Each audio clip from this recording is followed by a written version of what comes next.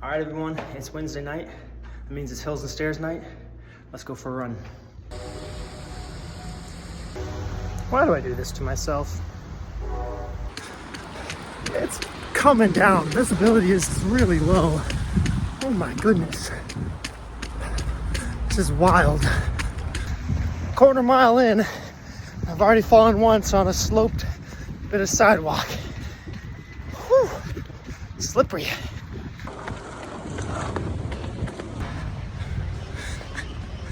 Oh my goodness.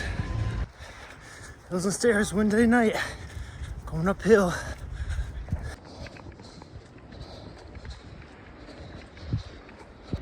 Man, what a great run.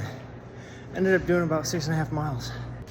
So for Wednesday night hills and stairs, we do about 3 sets of hills and 1 set of stairs.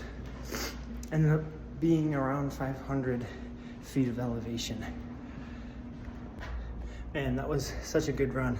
It's always reassuring to know that you're not the only one out there running. There's people as crazy as you are. It doesn't matter if it's a literal blizzard out, below freezing, windy, snowing, slippery as all hell.